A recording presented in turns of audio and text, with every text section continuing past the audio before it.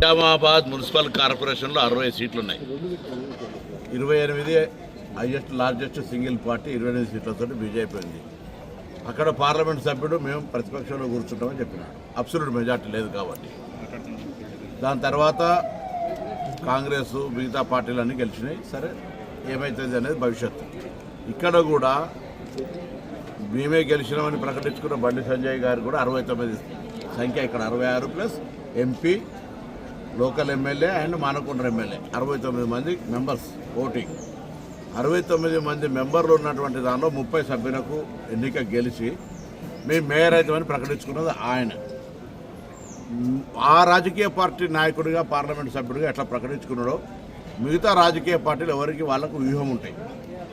రాజకీయాల్లో ఎన్నికల సందర్భంగా భారతీయ జనతా పార్టీ ఏ విధంగా వాళ్ళ పొత్తున్న పార్టీలను కూలగొట్టింది, అవినీతి పరణాల పార్టీలు జాయిన్ చేసుకుని ఎట్లా పూరితమైనరు, ఇదంతా చర్చ ఇది సందర్భం కాదు. కానీ ఒకటి మాత్రం చెప్తాను, తప్పకుండా పొలిటికల్ పార్టీగా గతంలో కూడా కరీంనగర్ మేయర్కు మేము 13 సీట్లు గెలిచినప్పుడు కూడా మేము మేయర్ అయినాం కరీంనగర్కు సంబంధించి. కాబట్టి ఇప్పుడు కూడా అన్ని రాజకీయ పార్టీలు రాష్ట్ర నాయకత్వ సలహా సూచనకు సంబంధం లేదు. ఇందులో ముఖ్యమంత్రి గారు మంత్రుల జోక్యం లేదు. ఇందులో స్థానికంగా గెలిచిన ప్రజాప్రతినిధులు వాళ్ళ ఒక ఆలోచనతోటి అబ్సల్యూట్ మెజార్టీ బీజేపీకి రాలేదు. నిజామాబాద్ లాగా నేను కూడా ప్రతిపక్షంలో కూర్చుంటా చెప్పాల్సి ఉండే. అక్కడ కూడా 60కి 28 వచ్చినాయి, ఇక్కడ 69కి 30 వచ్చినాయి. దానికి పెద్ద మేము గెలిచినామని జెండా పాచినామని మీరే జెండా ఊపారు కదా. మేము అన్నామా?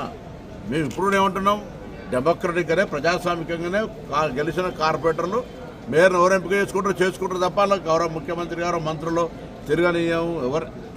డెమోక్రసీ ఎవరికి వ్యతిరేకం కాదు. మేము ప్రజాస్వామ్యంగా గెలిచిన ఆ బీజేపీ 30 మంది కూడా శుభాకాంక్షలు, మిగతా 36 మంది కూడా శుభాకాంక్షలు. అందరూ కలిసి మంచి మేయర్ని ఎన్నుకోండి. మేము రాష్ట్ర ప్రభుత్వం నుంచి కరీంనగర్ లాంటి పెద్ద నగరం ఈరోజు 3,40,000 ఓట్లు, 5 లక్షల జనాభా, తెలంగాణ రాష్ట్రంలో హైయెస్ట్ సీట్స్ ఉన్నటువంటి కార్పొరేషన్ తప్పకుండా ఉత్తర తెలంగాణ దాన్ని డెవలప్మెంట్ చేయాలని మా ప్రభుత్వ ఆలోచన. దానికి అనుగుణంగా మంచి ఒక కోఆర్డినేషన్ పాలకవర్గం ఉంటే బాగుంటుందని ఆకాంక్ష పడడం లోపల పొరపాటు ఎట్లయితుందో నాకు అర్థం కాలే. మేము ఎవరికి వ్యతిరేకం కాదు, ఎవరిని పదవులకి దించే ప్రయత్నం చేస్తలేము. మీకు అబ్సల్యూట్ మెజార్టీ ఉంటే మేము అడ్డం పడతలేము. మేము అందుకే మేము ఎవరికి ఖిలాఫ్ కాదు. మాకు సంబంధించిన స్థానిక నాయకత్వం వాళ్ళకు సమన్వయం చేసుకుంటున్నప్పుడు మా పార్టీ తరఫున కూడా అందులో ఒక ఆలోచన కొనసాగుతుంది తప్ప రాజకీయంగా లబ్ధి పొందాలి, రాజకీయంగా ముందుకు పోవాలనే ఆలోచన ఉండడం లోపల పొరపాటు ఎట్లయితే నాకు అర్థం కాదు. రైట్. 29లో 35 ఉన్నాయి కదా, వాళ్ళకు 35 ఉన్నాయని వాళ్ళు చెప్తున్నారు. సరే మళ్ళీ అయిపోయాక మళ్ళీ ఎందుకు 35 ఉన్నాయన్న తర్వాత ఎవరు ఇప్పుడు కాదన్నారు. మళ్ళీ మీరే అడుగుతారు కదా, మీరు అవుతారట కదా అని వాళ్ళని కాకుండా చేస్తున్నాడు. మీరే అడుగుతారు కదా, వాళ్ళు అవుతారనకి ఇంకేం కావాలి. కొత్త పాలకవర్గంకి అభివృద్ధి చేయడానికి మేము తప్పకుండా సహకరిస్తాం. ఈ జిల్లా మంత్రిగా వై క్వశ్చన్ రేజింగ్ అవకాశం ఉందా మీకు? అరే మళ్ళీ అట్లంటే మేము తప్పకుండా రాజకీయ పార్టీగా ప్రయత్నం చేస్తామంటే తప్పే ఉన్నది. నేను ఆయన లెక్క బల్లగుద్దు చెప్తలేం కదా, కావాలని ఆకర్షిస్తున్నామని చెప్పినా. ఎవరు రాజకీయ పార్టీగా కావద్దని మేము కోరుకొని అంటామా? మేము డిమోరలైజ్ చేస్తామా? మా వాళ్ళ ఆలోచన అట్లుంది కాబట్టి మేము ఎండార్ చేస్తాం.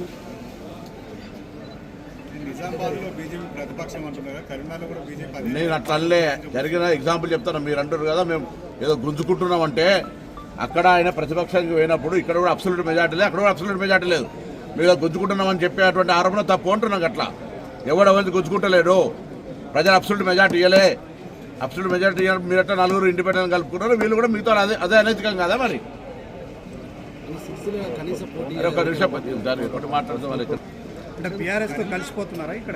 నేను అవన్నీ ఏం చెప్పాలి, అందుకని ఏమవుతుందో కూడా నాకు తెలియదు, ఏమవుతుందో కూడా తెలియదు. కానీ ఎవరిని నిందించడం తప్పనే ముచ్చడం చెప్పే ప్రయత్నం. ఇప్పుడు మేము నిజంగానే అందరం కలిసి మేము ఆయన కాకుండా చేస్తూ మేము అవుతున్నామని కూడా చెప్తలేను. నేను I'm not endorsing that. But political పార్టీగా ఏదైనా జరగడానికి అవకాశం ఉందని చెప్తా ఉన్నా.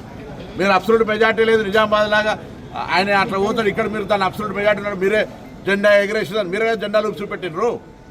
ఇలా మళ్ళీ అదేదో రాకుండా ఉంటుంటే మాత్రం వెంటనే ఇంకోరు బ్లేమ్ చేసే ప్రయత్నం ఎందుకు అని అడుగుతున్నా.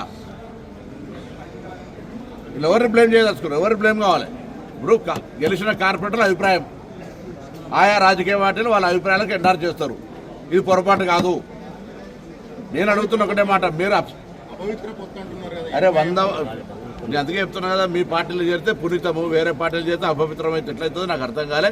అది భవిష్యత్ వాషింగ్ నిర్మా పౌడర్ వేసుకొని అడిగినట్టు అయితే అలా దాంట్లో పోతాయి.